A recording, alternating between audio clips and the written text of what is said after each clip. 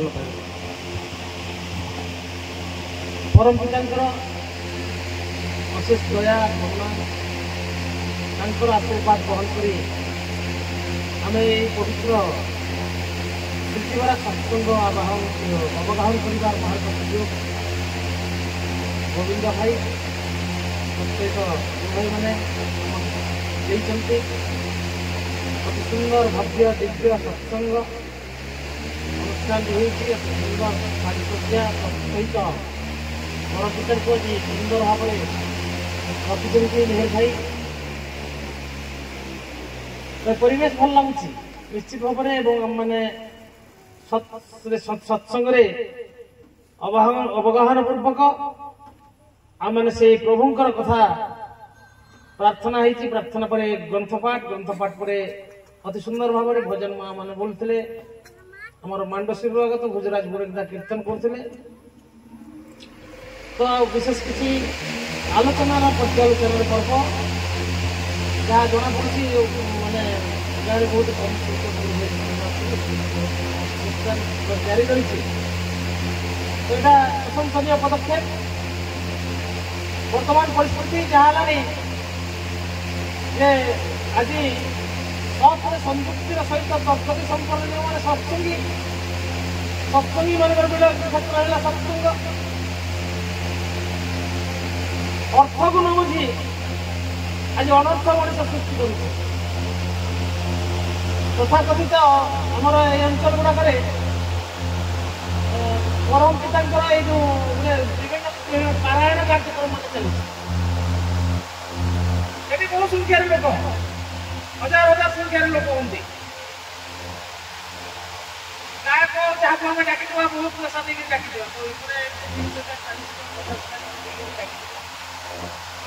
Music team धरिक से गाँवे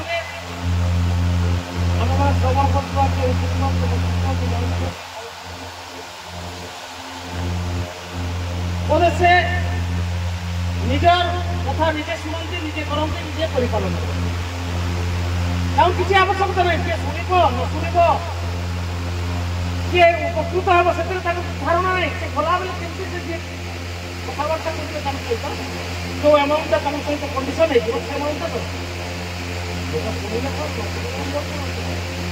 किंतु सत्संग एक भिन्न एक परंपरा भिन्न एक संस्कृतिर जिनिस एठी मनीषा बंचव बढ़ उपलब्ध कर केवल आप चिंता करते मनोज भाई को डाकिदेवे डाकी दादा कर कथा এটা তো নিশ্চিত ধ্রুব সত্য স্নেহ শ্রদ্ধা রয়েছে কথা গোবিন্দ ভাই তোর কথা যেতে কষ্ট হবে পছে আসবাক পড়ে যদি মোর পরিবেশ পরিস্থিতি ঠিক পরিবেশ পরিস্থিতি তো এটিকে মু আশা করছি পাই মু গুরু ভাই ମାନଙ୍କୁ ডাকে আর কিছু শুনিবা পাই তাଙ୍କ সঙ্গ সান্নিধ্য লাভ করিবা পাই এটি শিক্ষা আছে এটি সংস্কৃতি আছে এটি ভাল পাইবা আছে এটি বিধি আছে এটি ঠাকুর বৈচন্তি যেতবে সর্বাগ্রে বিদিত পূজিত অভিনন্দিত সে যেতবে বৈচন্তি মু তাঙ্ক সামনে মু কেমতি বসে সৎসঙ্গীর লক্ষণ এই যে সৎসঙ্গ পরিবার মানে আমি সময় ভিতরে রাখিবা শৃঙ্খলিত সৎসঙ্গীর পরিচয় সৃষ্টি করা আমার নিতান্ত আবশ্যকতা রয়েছে কাହିଁକି ନା এই ଧଳା পোশাক হচ্ছে ভারি বিপদপূর্ণ পোশাক সাধু সাধু সাধু সাবধান যদি ধଳା পোশাক লাগিগলা ଶରୀରରେ ବହୁ ସତର୍କ ହେବାକୁ ପଡିବ ଯଦି ଗଲା ଟିକେ ଲାଗିଗଲା ମାନେ ଭାରି ଯତ୍ନ ସେ ମା ମାନେ ଜାଣିଛନ୍ତି ଯୋଉ ଭାଇ ସେ ମା ମାନେ ଉପଲବ୍ଧି କରିପାରିଥିଲେ ଯେ ଧଳା ପୋଷାକର ଦାମ ଏଠି ଏଠି ସତର ଚିନ୍ତନ କରାଯାଏ ସତର ସଂଯୁକ୍ତିର ସହିତ ତତ୍ପ୍ରତି ସମ୍ପନ୍ନ ଯେଉଁମାନେ ସେମାନେ ହେଲେ ସତ୍ସଙ୍ଗୀ ସତ୍ସଙ୍ଗୀ ମାନଙ୍କର ମିଳନ କ୍ଷେତ୍ର ହେଇଗଲା ସତ୍ସଙ୍ଗ ନାହଂ ତିଷ୍ଠାମି ବୈକୁଣ୍ଠେ ଯୋଗିନା ହୃଦୟ ନଚ ମଦ ଭକ୍ତ ଯତ୍ର ଗାୟନ୍ତି ତତ୍ର ତିଷ୍ଠାମି मोर भक्त मैंने मोर जो गुण कीर्तन करती तो ये जिते सत्संग कीर्तन चली निजे स्वयं विराजित प्रिय परम शिशि ठाकुर आजनुलंबित बाहु रक्त कांचन वर्ण बुद्धिपति आकर्ण लोचन उज्ज्वल ललाट abnormally normal gorgeously simple wise लिखुनी तो यही मनीष को नहीं आज सत्संग गोटे सृष्टि होती गोविंद भाई प्रश्न करते गोविंद भाई कहीं कृष्ण तथा गोविंद राधा गले कृष्ण गले शिव गले गोविंद गले गोपाल गले मनीष भाई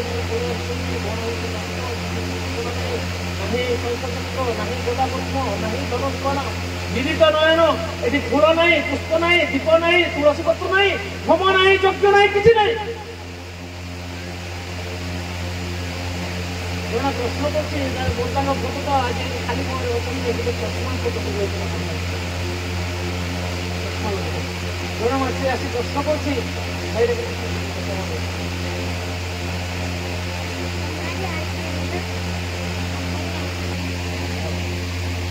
तो बर्तमान फोटो देखिए कहूँ भाई आप बड़ते गोटे चश्मा पिंधा लोक लेकिन कौन मनीष आज व्यस्त ये कि भगवान ये कि पुरुषोत्तम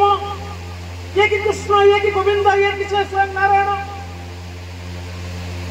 प्रश्न कौन से उत्तर नहीं आम पाखे कौन उत्तर अच्छे आम तो गुरु बोली ग्रहण कर तुलसी पत्र धरी रीति देवता सम्मुखें हाथ मैंने दुई हाथ टेकी देखिए प्रभु मु दिने नुहे दुई दिन नुहे जीवन थी पर्यंत प्रिय परम शिशि ठाकुर अनुकूलचंद्र को सर्वत भाव ग्रहण कर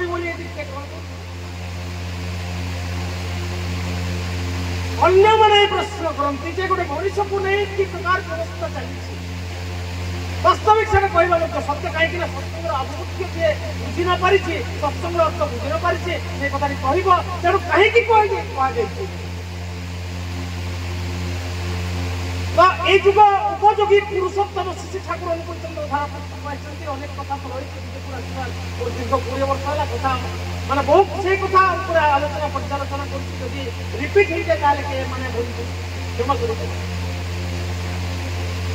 बहुत तो ज्ञानी नुहे कि पांडित्य मोर नहीं बहुत कथा शिखी केवल आप संग साहित्य लाभ कर जहाँ किसी हृदबोध जहाँ ही प्रकाश करे गोटे चाषी घर कथा गोटे छुटिया गाँव कथा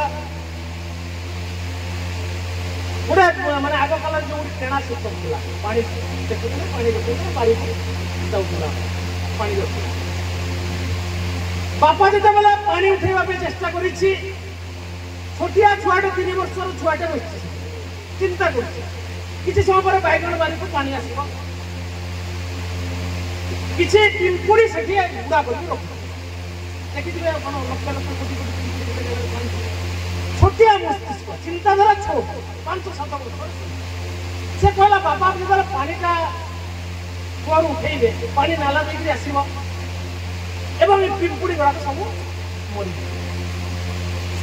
से छोट मस्तिष्क चिंता कला से चेष्टा कला हाथ में किसी पिंपुड़ी को उद्धार कर दिया पिंपुड़ी मैंने मरी गए पानी नष्ट समस्त गोटे चिंता कला पानी टेकी किसी ऊपर को गले पुणी पलि आसिले किसी रहीगले बहुत चिंता कला पानी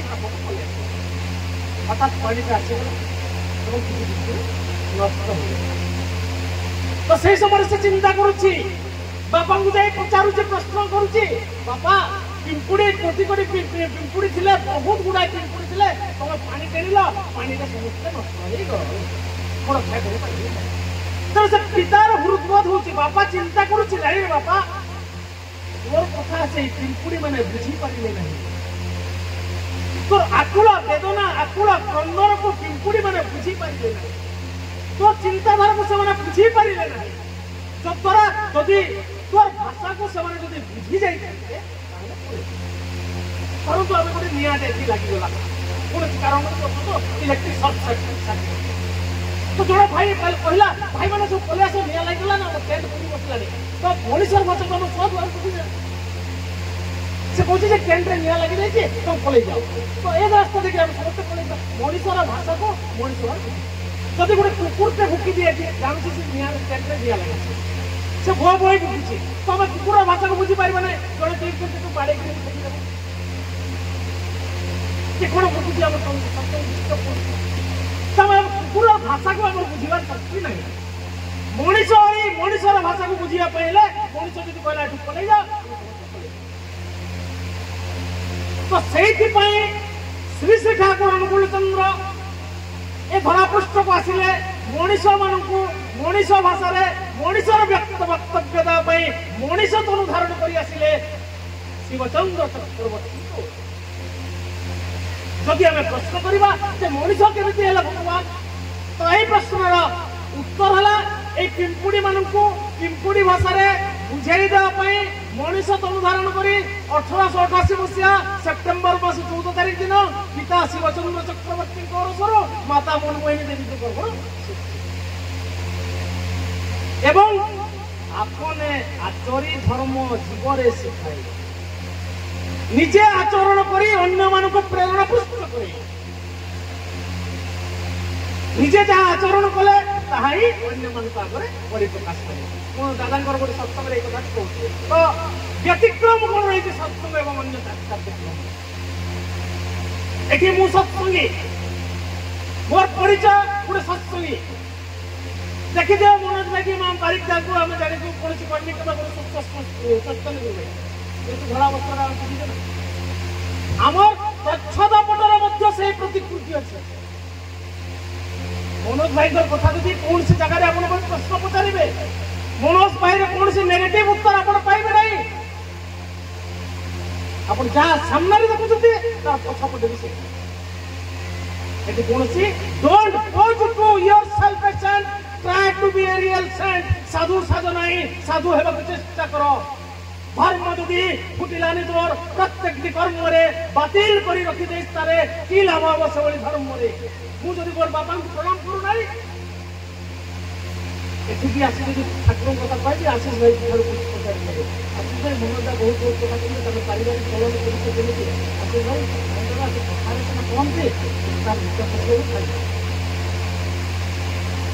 না বাস্তব সত্য কথা কইছো গাই তো তথ্য কথা কই যাও না। তো এই হচ্ছে আমি শিক্ষার কথা এটি সংস্কৃতির কথা এটি ভালো পাইবা এটি বিধি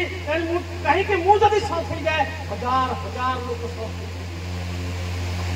আমু যদি অসৎ হয়ে যায় কেহি সমবেদনা দেওয়া পাই আসিবে এই কথাটি কাহিকে প্রামাণিক তথ্য সহিত কইলে উদাহরণ স্বরূপ বহুত জন কথা কইতো গোটে কাহিনীটি মোর মনে পড়ে যদি আগে কইছি গোটে ভাল সুন্দর কার্যক্রম চালিছে গোটে গাঁরে ছুটিয়া গাঁটে ভাগবত পারায়ণ চালিছে জনে বাবাটি আসি পুরাণ শাস্ত্র আলোচনা করুଛନ୍ତି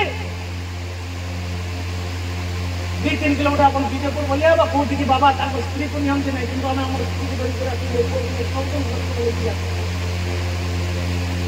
তো সে চিন্তা করছে মো স্ত্রী কো আজ নেই করে যাবি পাখ গাঁটা দূর করছি তো নেই হুয়ে না আজ পাখ গাঁটা নেই বহু সুন্দর ভাবে আলোচনা চালিছে অতি সুন্দর ভাবে কହୁଛନ୍ତି মাছ মাংস অন্ডা মধ্য এ নুহে নিশ খাদ্য সবকু করি ভক্ষণ পেটকু কলু শ্মশান মাত দুধ দধি ঘৃত অন্ন করি সাত্রী কভোদন অন্ধারে ন ফুলা বাড়ি হাটিব তো নাক কান মাছ মাংস অন্ডা মধ্য এ নুহে নিশ খাদ্য সবকু করি ভক্ষণ পেটকু কলু শ্মশান। সুন্দর ভাবে বুঝাউଛନ୍ତି আমার সংস্কৃত বড় নয় বৃহৎ নলা বলি কহিବାକୁ লাগে তো সে বাবা ବହୁତ ସୁନ୍ଦର ଭାବେ ବୁଝାଉଛନ୍ତି ମା ମାନେ ତନ୍ମୟ ହେଇକି ଶୁଣୁଛନ୍ତି। ତାଙ୍କର ସ୍ତ୍ରୀ ବସିଛନ୍ତି ସ୍ତ୍ରୀ ଚିନ୍ତା କଲେ ମୋ ସ୍ୱାମୀଙ୍କର ଆଜି ଭାବାନ୍ତର ହେଇଗଲା। ଆଜି ଯେହେତୁ ପୁରାଣରେ ପ୍ରବଚନରେ କହୁଛନ୍ତି ମାଛ ମାଂସ ଅଣ୍ଡା ମଦ୍ୟ ନୁହେଁ ମଣିଷ ଖାଦ୍ୟ ଶବକୁ ପରିଭକ୍ଷଣ ପେଟକୁ କଲୁ ଶ୍ମଶାନ ଦୁଧ ଦଧି ଘୃତ ଅନ୍ନ କରି ସାତ୍ବିକ ଭୋଜନ। ମୁଁ ଆଖୁରା ଟିକେ ଯାଏ ପଳେଇ ଯାଏ କରଛୁ ଶୁଖୁଆ ଫୁକୁଆ ଯାହା ଫ୍ରିଜରେ ଅଛି ସବୁ ନେଇକିରି ବାରିଆଡେ ଫିଙ୍ଗି ଦେଲେ। ବାବା ପଛେ ସତ୍ସଙ୍ଗ ସରିଲା ସମସ୍ତଙ୍କୁ ଭୋଗ ରାଗ ଦେଇ ଯାଉଛନ୍ତି। ମାଙ୍କୁ କହୁଛନ୍ତି ମା ଭାତ ବାଢ, ବହୁତ କ୍ଷୁଧା ହେଉଛି। କଣ କରିବେ? 5 ମିନିଟ ସମୟ ଭିତରେ ଭାତ ଟିକେ ଡାଲମା ପ୍ରେସରରେ ଦେଇଦେଲେ, ଆଳୁ ଭର୍ତ୍ତା ଆଶ୍ଚର୍ଯ୍ୟ ହେଇଗଲେ, ଘିଅ ଟିକେ ଦେଇଦେଲେ, ଆଶ୍ଚର୍ଯ୍ୟ ହେଇଗଲେ। ମା କଣ ମୁଁ କଣ ଏମିତି ଖାଦ୍ୟ ଖାଏ? କହୁଛନ୍ତି ମା କହୁଛନ୍ତି ନାଇଁ ବାବା, ଆଜି ଯୋଉ ତମର ଆଲୋଚନା ନା ଶୁଣିକିରି ମୋ ଆଖିରୁ ଲୁହ ଠପ୍ ଠପ୍ ପଡି ପଡିଲା। ଭାବାନ୍ତର ହେଇଗଲା। ଗୋଟେ ବହୁ ଆଗରୁ ପଳେଇଛି, ଫ୍ରିଜରେ ଯାହା ଥିଲା ସବୁକୁ ଭାଙ୍ଗି ଦେଇଛି। ଆଉ ଭାତ ଆକାଳୁ ଆରେ ମୂର୍ଖ, ତତେ ଏଇଥିପାଇଁ ମୁଁ ପୁରା କୋଉଠିକି ସତ୍ସଙ୍ଗକୁ ନିଏ ନା। କହିଲେ କଣ କଣ କହୁଥିଲ? ନାଇଁ ସେଟା ବହଲ ବାହାଲ ଗଲେ ଡାକିଥିଲେ ମତେ, ସେମାନଙ୍କ ପାଇଁ ମୁଁ କହୁଥିଲି, ତୋ ପାଇଁ କହୁଥିଲି। ଆଜିର ଧାର୍ମିକ ଜୀବନ ଧର୍ମ ଚର୍ଚ୍ଚା ଏମିତି ଏକ ଚିନ୍ତାଧାରା ରୂପାନ୍ତରିତ ହୋଇଛନ୍ତି ସତ୍ସଙ୍ଗୀ। ଠାକୁର ଯେମିତି ତାଙ୍କ ସ୍ତ୍ରୀକୁ ଭଲ ପାଆନ୍ତି, ମୁଁ ମୋର ସ୍ତ୍ରୀକୁ ଭଲ ପାଏ। ଠାକୁର ତାଙ୍କର ଜ୍ୟେଷ୍ଠ ପୁତ୍ର ଅମରେନ୍ଦ୍ରନାଥ ଚକ୍ରବର୍ତ୍ତୀ ପରମ ପୂଜ୍ୟ ବାସୀ ବର୍ତ୍ତମାନ ଯେମିତି ଭଲ ପାଆନ୍ତି, ମୁଁ ମୋର ପୁଅକୁ। এই পারম্পরিক জীবন পারিবারিক জীবনକୁ ଦେଖି ଆମେ ଶୃଙ୍ଖଳିତ ଜୀବନ ଚର୍ଚ୍ଚା ଭିତରେ ଆମକୁ ରଞ୍ଜାୟିତ କରିବା, ତାଙ୍କରି ଆଦର୍ଶକୁ ଅନୁପ୍ରାଣିତ କରି ଜୀବନର ଗତି ଗନ୍ତବ୍ୟ, ସେ ହେଲେ ଜୀବନର ପଥ, ସେ ହେଲେ ଜୀବନର ପାଥେୟ। এইଥିପାଇଁ ସତ୍ସଙ୍ଗ ଗୁରୁ, এইଥିପାଇଁ ସତ୍ସଙ୍ଗକୁ ଆସେ। ଆଜିକୁ ଦୀର୍ଘ 1813-1995 ମସିହା, ଆଜି 25 ମାନେ ମୋର ଦୀକ୍ଷା ନେବାର 30 ବର୍ଷ ହେଇଯାଇଛି। ବାଲ୍ୟ ଛାତ୍ର ଜୀବନ ମୁଁ ଠାକୁରଙ୍କୁ ଧାରଣ କରିଛି, କିନ୍ତୁ କଥା ସରି ନାହିଁ, ଶିକ୍ଷା ସରି ନାହିଁ, ଜାଣି ନାହିଁ କିୟଦଂଶ ବି 81 ବର୍ଷ ଜୀବନ ସାର ଗୋଟିଏ ସତ୍ସଙ୍ଗର ମଧ୍ୟ କିଛି ଆମେ ଜାଣିଛେ ସୁଦ୍ଧା ମାନେ ଜ୍ଞାନ ଆରମ୍ଭ କରିପାରିବା। ଆଉ ଶିଖିବାର ଜୀବନ ଯଦି ଯାଏ ମାନେ ପ୍ରତ୍ୟେକଟି ମୁହୂର୍ତ୍ତରେ ଶ୍ରୀ ଠାକୁରଙ୍କ ଚନ୍ଦନଙ୍କର ଅଭିଆ କରିବା ଆଉ ଭିତରେ ଏବଂ ପ୍ରତ୍ୟେକଟି ସତ୍ସଙ୍ଗର ଗୋଟିଏ ଲାଇନ୍, ଗୋଟିଏ ଶବ୍ଦ ଯଦି ମଣିଷର ଚିନ୍ତାଧାରା ଭିତରକୁ ଆସିଯାଏ, ପରିବର୍ତ୍ତେ ଠାକୁର କହିଲେ ଶୁଞ୍ଚି ହୋଇ ପଶିବି ମମା ହୋଇ ବାହାରି। ତ এই তথাকথিত মো মা মানকু কহিছি, অনুরোধ করছি, তথাকথিত পুরাণ পূজা পাঠ চালিচলন ভিতর দেই আমি কিছু বুঝু না। সেদিন আর গোটে কথা কହୁଥିଲି যে আমি অনেক মা মানে দাদা মানে পুরাণ শুনନ୍ତି, অর্থକୁ ନ ବୁଝି, কিন্তু ସତ୍ସଙ୍ଗରେ ଆମେ ବସିବା 1.5 ଘଣ୍ଟା ହଉ କିମ୍ବା ବିଶେଷ କାର୍ଯ୍ୟକ୍ରମ ଦେଖି ଆଉ କିଛି ଯଦି ପରିଚାଳକଙ୍କର ପରାମର୍ଶ କ୍ରମେ କିଛି ବର୍ଦ୍ଧିତ ହୁଏ ପରମ ପିତାଙ୍କ ଇଚ୍ଛା କ୍ରମେ, ତ ଏଇ ସମୟ କଣ କେମିତି ବସିବା? ଆମେ ସ୍ଥିର ହୋଇ ବସିବା, ଚୁପଚାପ ବସିବା ଏବଂ ଠାକୁରଙ୍କୁ ଧ୍ୟାନସ୍ଥ ହୋଇ ବସିବା। ଜଣେ ଗାଉଛନ୍ତି ପୁରାଣ, ଏ କଥା କହିବା ତାତ୍ପର୍ଯ୍ୟ ଅଛି। ତ ଯଦି ଆମର ପୁରାପୁରି ପ୍ରବେଶ କରେ ତାହେଲେ ଆମେ ଶ୍ରୀ ଠାକୁରଙ୍କୁ ଜଣେ ଭାଇ ଗାଉଛନ୍ତି 5-10ଟା ଆପଣ ମାନେ ଆଗ କାଳ କେମିତି ଥିଲା ଆମର ଅନୁଷ୍ଠା ମା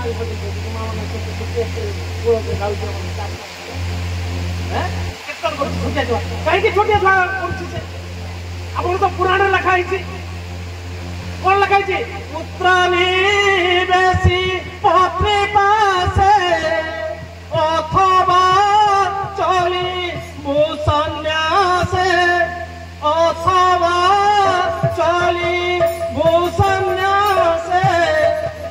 পুত্র নিবেশী পত্নী পাশে। কেতবেলে সৎসঙ্গ করিবি, পুଅ ବାହାଘର କରିବି, ବୋଉକୁ ସାଙ୍ଗରେ ରଖିଦେବି, ଝିଅକୁ ଗୋଟେ ଜୁଆଇଁ କରିଦେବି, ବାହାଘର କରେଇଦେବି, ଘର କରିବି, 2ଟା କଥା ବୁଝିତ ବିଜେପୁର ଗୋଟେ ବରକଟେ କିଣିବି, 4 ଚକିଆ ଯାନ କିଣିବି, କୋଟି କୋଟି ଟଙ୍କାର ବ୍ୟାଙ୍କ ବାଲାନ୍ସ କରିବି, ତାପରେ ଭାଇମାନେ ଡାକିଲେ ସତ୍ସଙ୍ଗ ଯିବି। ଆଖିକୁ ଦେଖାଯାଉନଥିବ, କାନକୁ ଶୁଭା ଯାଉନଥିବ, ମୋବାଇଲ ଚଲେଇ ପାରୁନଥିବି, ଗାଡି ଡ୍ରାଇଭିଂ କରିପାରୁନଥିବି, ସେଇ ସମୟରେ ସେ ସତ୍ସଙ୍ଗ ଯିବି। ପୁତ୍ର ନିବେଶୀ ପତ୍ନୀ ପାଶେ ଅଥବା ଚଳିବି ସନ୍ନ୍ୟାସେ। ଜଣେ ପ୍ଲସ୍ ଟୁ ଷ୍ଟୁଡେଣ୍ଟ କାହିଁକି ଭଜନ ଗାଉଛି? ଏଠି ତ ଖାଲି ବୁଢା ବୁଢା ଯାହାକୁ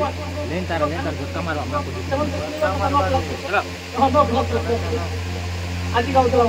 ତ ଏମାନେ କାହିଁକି ଆସିଲେ? ସେଇ ମଧୁବାବୁଙ୍କ କଥା ମନେ ପଡୁଛି। ବାଲ୍ୟକାଳ ଧର୍ମ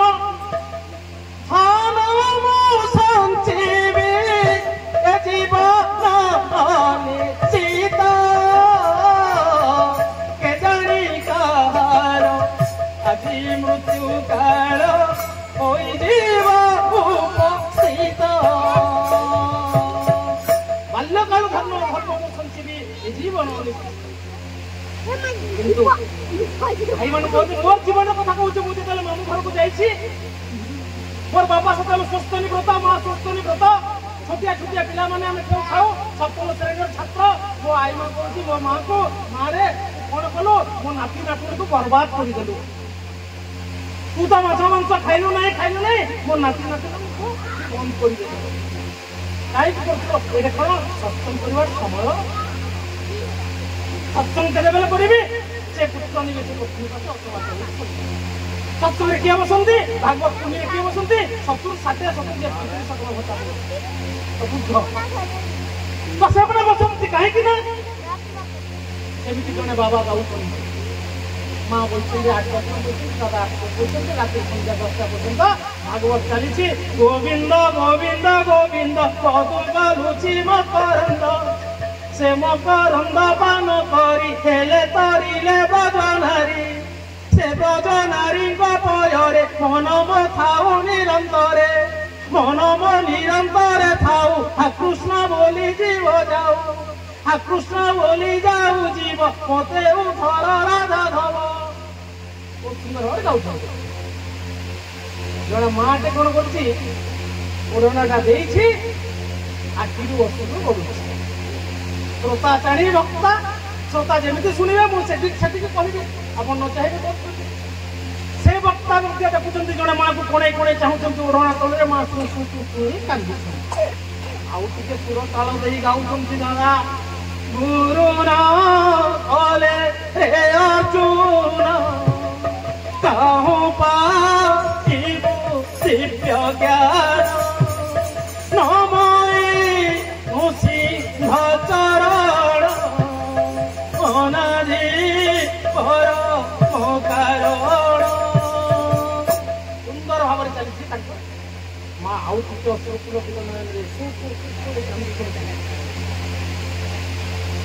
ସରିଲା ସତ୍ସଙ୍ଗ ଭାଗବତ ସରିଲା ଯେ ଜାଗାରୁ ସମସ୍ତେ ଗଲେ ମା ବସିଛନ୍ତି ବାବା କିନ୍ତୁ ଖୁସି ହେଲେ ମା କହୁଛି ମାକୁ ପାଖକୁ ଯାଇ କହୁଛନ୍ତି ମା 20 ବର୍ଷ ହେଲା ଭାଗବତ ଗାଉଛି କିନ୍ତୁ ଏମିତି ଗୋଟେ ଭକ୍ତିମତୀ ମା କେବେ ମୁଁ ଜୀବନରେ ଦେଖିନଥିଲି ମୋର ଭାଗବତ ଶୁଣି ସେଇ କୃଷ୍ଣ ପ୍ରେମରେ ତମେ ଏତେ ମତୁଆଲ ହେଇଯାଇଛ ଯେ ମା ମୁଁ ସମୟ 10ଟା ଜାଣିପାରିଲି ନାହିଁ କୃଷ୍ଣ ପ୍ରେମ ସତେ ଏତେ ସୁନ୍ଦର ମା କହୁଛନ୍ତି ବାବା କୋଉ କୃଷ୍ଣ କଥା କହୁଛ କୃଷ୍ଣ ଯିଏ ଲୀଳାମୟ ପୁରୁଷୋତ୍ତମ ମୁଁ କୃଷ୍ଣ କିଏ ଜାଣେ ନାହିଁ ମା କହୁଛନ୍ତି ମୁଁ କୃଷ୍ଣ କିଏ ଜାଣେ ନା ତାହେଲେ କାହା ପ୍ରେମରେ କାନ୍ଦୁଛ ମୁଁ ଝୁମୁରି ପ୍ରେମରେ କାନ୍ଦୁଛି କୃଷ୍ଣ କଥା ନା ଝୁମୁରି ବୋଲି ଗୋଟେ ଛେଳିଟେ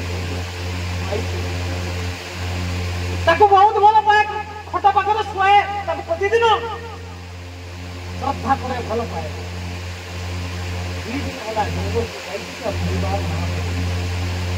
ବହୁ ଭାବରେ ଖୋଜି ଖୋଜି ବୋଲିଛି ଆଜି ଜଙ୍ଗଲ ସାରା ଖୋଜିଛି କୋଉଠିକୁ ଝୁମୁରିକୁ ପାଇଲି ନାହିଁ ଆଉ ଯେତେବେଳେ ଆପଣ ଏଇ ଭାଗବତଟା ଗାଉଛନ୍ତି ଦାଢ଼ି ଟିକେ ଲମ୍ବିଛି ଦାଢ଼ିଟା ହଲୁଛି ମୋର ସେଇ ଝୁମୁରିର ଗୋଟେ ଦାଢ଼ି ଥିଲା এই দাড়ি দেখি ମୁଁ କାନ୍ଦୁଛି ବାବା ମୁଁ କୃଷ୍ଣ ପ୍ରେମରେ କାନ୍ଦୁ ନାହିଁ ଝୁମୁରି ପ୍ରେମରେ କାନ୍ଦୁଛି ଇଏ ହଉଛି ପ୍ରିୟ ପରମଙ୍କ ସତ୍ସଙ୍ଗ ଇଏ ହଉଛି ସତ୍ସଙ୍ଗର ଆଭିମୁଖ୍ୟ ଏଠି ବଞ୍ଚିବି ଏଠି ବଢିବି ଏଠି ଶିକ୍ଷା ଅଛି ଏଠି ସଂସ୍କୃତି ଅଛି ଦେଖିଲା ଯେ ଅନୁଷ୍ଠା ତାର ବାପା ମାଙ୍କୁ ପ୍ରଣାମ କରେ ତାର ସାଙ୍ଗ ଦେଖିବେ ସାଥୀ ଦେଖିବେ ସେଇଠି ଆଉ ଯେତେ ଦୀକ୍ଷା କରି ନାହିଁ ଦକ୍ଷ କରି ନାହିଁ ଶ୍ରେଷ୍ଠ ପ୍ରଣାମ ଆଉ ଯେତେ ଦୀକ୍ଷା କରି ନାହିଁ ଦକ୍ଷ କରି ନାହିଁ ଶ୍ରେଷ୍ଠ ପ୍ରଣାମ ପୁରୁଷୋତ୍ତମଙ୍କ ଦୀକ୍ଷାରେ ଅଛି ପୁରୁଷୋତ୍ତମଙ୍କ ଦୀକ୍ଷାରେ ଅଛି ପିତା ମାତାଙ୍କୁ ପ୍ରଣାମ ଆଗେ ବଢି ଚାଲ ଯାତ୍ରୀ आगे बढ़ी चाल जात्री दिगे दिगे शोभे जय अनुकूल दिगे दिगे शोभे जय अनुकूल जय जय विश्वपति आगे बढ़ी चाल जात्री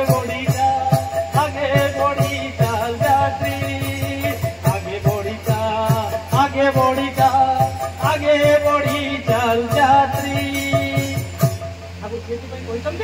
ଅନ୍ଧକାର କରିବ କିସ ଭାବିବାକୁ ତୁ କିଏ ଭାବୁଛି ଯେ ତୁ ଭାବେ ତାକୁ ଭାବନା ହେଉଛି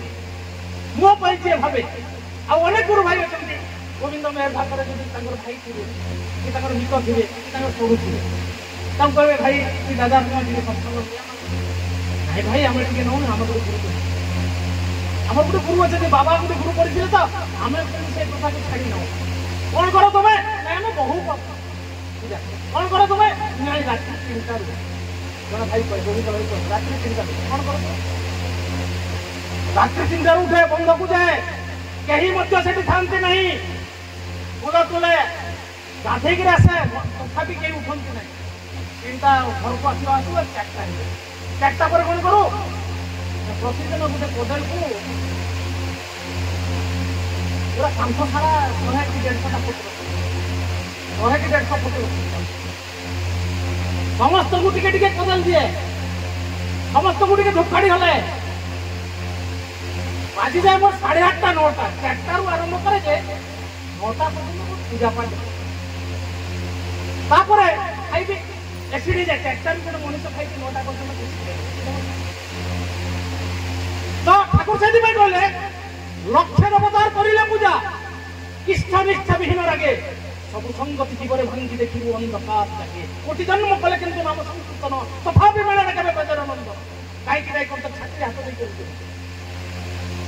ଆଜି ରାମକୃଷ୍ଣଙ୍କୁ ବିଲ୍ଡିଂ ଉପରେ ଥିଲା ହନୁମାନ ମୂର୍ତ୍ତିକୁ ଖରାପ ମାନେ ଛକ ମଧ୍ୟରେ ଛିଡ଼ା କରିଛନ୍ତି ରାମକୃଷ୍ଣ ମୂର୍ତ୍ତି ବିଲ୍ଡିଂ ଉପରେ ମୋର ଗୋଟେ ଜେଜେବାପା ଭିତରେ ଆସିଲେ ହାର୍ଡ ଏସି ଷ୍ଟ୍ରଙ୍ଗ ଏସି ରୁମ୍ରେ ଶେଷ ହୁଏ କିନ୍ତୁ ସେ କେଡ଼େ ରାମ ଭକ୍ତ ବିଲ୍ଡିଂ ଉପରେ ଖରା ବି ସହିବ ପ୍ରଭୁ ବର୍ଷା ବି ସହିବେ ଶୀତ ବି ସହିବେ କହୁଛି ବହୁ ପୂଜା କରେ ଲକ୍ଷ୍ୟ ଦେବତା କରିଲେ ପୂଜା କୃଷ୍ଣ ନିଷ୍ଠା ବିଭିନ୍ନ ଲାଗେ ସବୁ ସଙ୍ଗତି ଜୀବରେ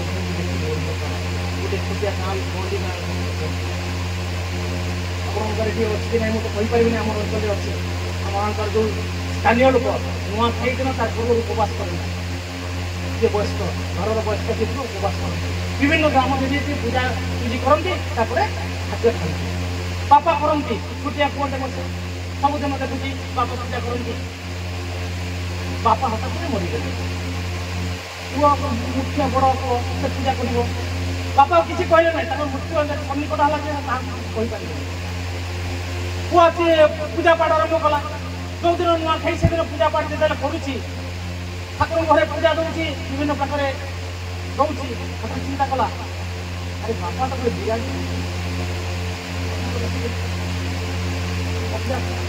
ଦେଖିଛି ବାପା ବିରାଡ଼ି ଚିନ୍ତା କଲା ଯଦି ବିରାଡ଼ି ନ ଭାବିବି ତାହେଲେ ପୂଜା ତ ହେଇପାରିବ ନାହିଁ ଗଲା ଗୋଟେ ବିରାଡ଼ିରେ ଖୋଜିଲା ନୂଆ ବିରାଡ଼ି ବିରାଡ଼ି ଗୋଟେ ଧରିଲା ଧରି ଚେଷ୍ଟା କଲା ଘର ଭିତରେ ବନ୍ଧାଲା ଧରି ଯେପରି ସେ ଗୋଟେ ରସି ରୁଷା ବାନ୍ଧିକି ଭଡ଼ କରୁଛି ପୂଜାରେ ମନ ନାହିଁ ମରିଗଲା ଲାତ ଯେ ତାକୁ ଧୂପ ଧୂପ ସବୁ ଉଡ଼ିଗଲା ସମସ୍ତେ ତାର ମା ଆସି କହୁଛନ୍ତି ବାପାରେ ବିରାଡ଼ିକୁ କାହିଁକି ବାନ୍ଧିଛୁ ଯେ ମୋର ବାପା ବାନ୍ଧୁଥିଲେ ମା ମୁଁ ଦେଖି ବାପା ବାନ୍ଧୁଥିଲେ ମୋର ଅଜା ଘର ସିନା ବିଲେଇ ଥିଲା ବୋଲି ସେ ଦୁଷ୍ଟ ହୁଏ ବୋଲି ବାନ୍ଧୁଥିଲେ ମୋର ପୂଜା କରିବାର ବିଲେଇ ବନ୍ଧାର ଆବଶ୍ୟକତା ଅଛି ଅଭ୍ୟାସ କହିଲେ ଆମର ଅଭ୍ୟାସ ହେଇଯାଇଛି এই কথাটি কেমন অর্থ বুঝুন আমি বিলে বাঁধিবার আবশ্যক কিন্তু শ্রী ঠাকুর বুঝিবার অর্থ আছে এই পরমার্থ ମୁଁ ଇଷ୍ଟଭୂତ କରେ ମୁଁ ଯୋଜନ କରେ ମୁଁ ଯାଜନ କରେ ମୁଁ ଭଲ ପାଏ ମୁଁ ପ୍ରଣାମ କଲେ ଠାକୁର କହିଛନ୍ତି ଶ୍ରେଷ୍ଠ ଜଣକୁ କରିଲେ ପ୍ରଣାମ ନିୟତ ମଥା ଲଗାଇ ପାରିବେ ନିଜର ଏଇଟା କଥା କହିଲେ କଷ୍ଟ ହେଇପାରେ ଆପଣମାନଙ୍କୁ ଆଜି ମୋର ପୁଅ ମୋର ଝିଅ ଅଛି ହାଇଲି ଏଜୁକେଟେଡ ତାଙ୍କ ତାকে ଭିତରେ ଏଇଟା କହୁଛୁ ଆମେ ଭଲ କରି ଏମବିବିଏସ୍ ଡକ୍ଟର ତ ବଡ଼ ଛୁଆ ଭଲ ପାଠ ପଢ଼ିକି ଆସିଛି ବାପାଙ୍କ ଘରେ କାଲି ଆପଣମାନେ ନ୍ୟୁଜ୍ରେ ଶୁଣିଥିବେ ଅନୁଗୁଳ ଗୋଟେ ଡାକ୍ତରୀ ଛାତ୍ରୀ ଅତ୍ୟଧିକ ମଦ୍ୟପାନ ଜନିତ କାରଣରୁ ନଦୀରେ ଭାସି ଯାଇଛି ଡାକ୍ତରୀ ଛାତ୍ର ଅତ୍ୟଧିକ ମଦ୍ୟପାନ ଜନିତ କାରଣ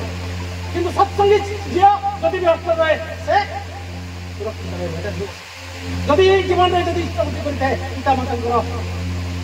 ଚରଣାଶ୍ରିତ ହୋଇଥାଏ ଏଠି ଶିଖିବ, ସତ୍ସଙ୍ଗରେ ଶିଖିବ ସତ୍ସଙ୍ଗୀ ମାନେ କେମିତି ବସନ୍ତି, ସତ୍ସଙ୍ଗୀ ମାନେ କେମିତି କଥାବାର୍ତ୍ତା କରନ୍ତି, ବୟୋଜ୍ୟେଷ୍ଠ ମାନେ ଥିଲେ, ଗୁରୁଜନ ମାନେ ଥିଲେ କେମିତି କଥାବାର୍ତ୍ତା କରନ୍ତି, এই କଥା ସତ୍ସଙ୍ଗୀ ଜାଣିବ, ଅନ୍ୟମାନେ କେହି ଜାଣିପାରିବେ ନାହିଁ।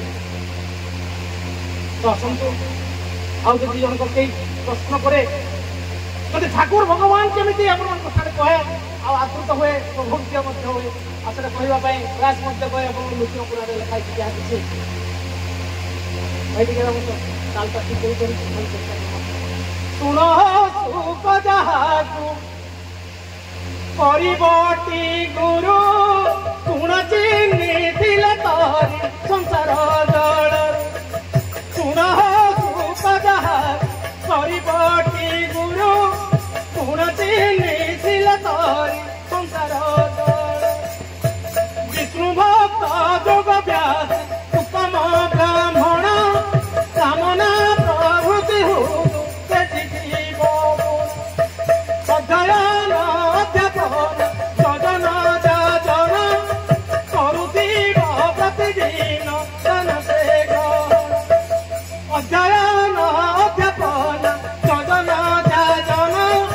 କରୁଥିବ ପ୍ରତିଦିନ ଦାନ ସେ ଗ୍ରହଣ। ଏମନ୍ତ ଗୁରୁ ଯେ ଚିହ୍ନି କରେ ପାଦ ପୂଜା,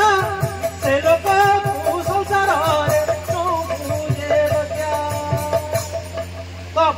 ସମ୍ପୂର୍ଣ୍ଣ ଭାବରେ ଲେଖା ଶୁଣ ସୁଖ ଯାହାକୁ କରିବଟି ଗୁରୁ, ଗୁଣ ଚିହ୍ନିଥିଲେ ତରି ସଂସାର ଜଳରୁ। ବିଷ୍ଣୁ ଭକ୍ତ ଯୋଗ ବ୍ୟାସୀ ଉତ୍ତମ ବ୍ରାହ୍ମଣ, କାମନା ପ୍ରଭୃତି ହୁତୁ ସେଇଠି ଯିବ। ଅଧ୍ୟୟନ ଅଧ୍ୟାପନ ଯଜନ ଯାଜନ, କରୁଥିବେ ପ୍ରତିଦିନ ଦାନ ସେ ଗ୍ରହଣ। ଏଇଟା ସତ୍ୟ ଜୀବନ ପୁରାଣ। ଆଉ ବ୍ରହ୍ମବୈବର୍ତ ପୁରାଣ ଯାହା ପାଖରେ ଅଛି ଦେଖିବେ, ସେଟା ଟିକେ ମୋର କିନ୍ତୁ ମନେ ପଡୁନାହିଁ, ସେଥିରେ କଥା ହେଇଛି। ପୁନରପି ଶାକ୍ୟ ବଂଶ ଶୁଦ୍ଧୋଧନ କୂଳେ ବୁଦ୍ଧ ଚନ୍ଦନ ଉପରେ ବି ଆସିବି ଶୈଳରେ ଅଛି। ଆଉ ଅନେକ କଥା ମୁଁ ଆପଣ ଦେଖିଥିବେ, ସେଟା ଅଛି। ଏବଂ ଆପଣମାନଙ୍କର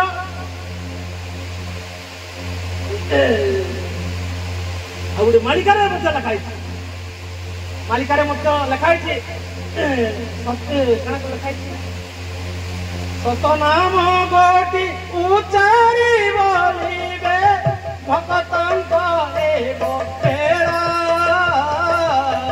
ଶୂନ୍ୟ ମାର୍ଗେ ରହି ଅଚ୍ୟୁତ ଦେଖିବ, ଯୁଗ ପୁରୁଷଙ୍କ ଖେଳା। লীলা মান হেব কীর্তি রহিଯିବ, অনুকূଳ নাম ଧରି। ଦେଶ ବିଦେଶରୁ ଭକ୍ତ ଆସିବେ, ସତସଙ୍ଗ କରି। ତେଣୁ ବହୁତ କଥା ଅଛି, ଆପଣମାନେ ଆଲୋଚନା ପର୍ଯ୍ୟାଲୋଚନା କରିବେ। ଆଉ ବନ୍ଧୁ ଭାବରେ ଆମେ କିଛି କହିବାର କିଛି ଆବଶ୍ୟକତା ନାହିଁ। ଯେତେଦିନ ପର୍ଯ୍ୟନ୍ତ ଆମ ଆଚରଣରେ ସିଦ୍ଧ ନ ହେଇଛି, ମୁଁ ସେଇ କଥାକୁ ବେଶୀ ବିଶ୍ୱାସ କରେ। ଆଚରଣ ତତେ ଦେଖି ହଜାର ହଜାର ଲୋକ ସାଥି। ଆମ ଚଳନ ଚରିତ୍ର ଚିନ୍ତା ଚେତନା ବାକ୍ ବ୍ୟବହାର ଏବଂ ଚିନ୍ତାଧାରା, ଆଚରଣ ଉଚ୍ଚାରଣ,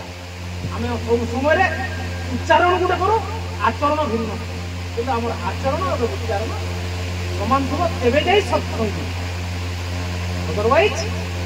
ଆମେ ଠାକୁରଙ୍କ ଠାରୁ ବହୁତ ଦୂରକୁ ଚାଲିଯିବା। ଠାକୁର ରକ୍ଷା କରିବା। ଜୟ ଜୟ।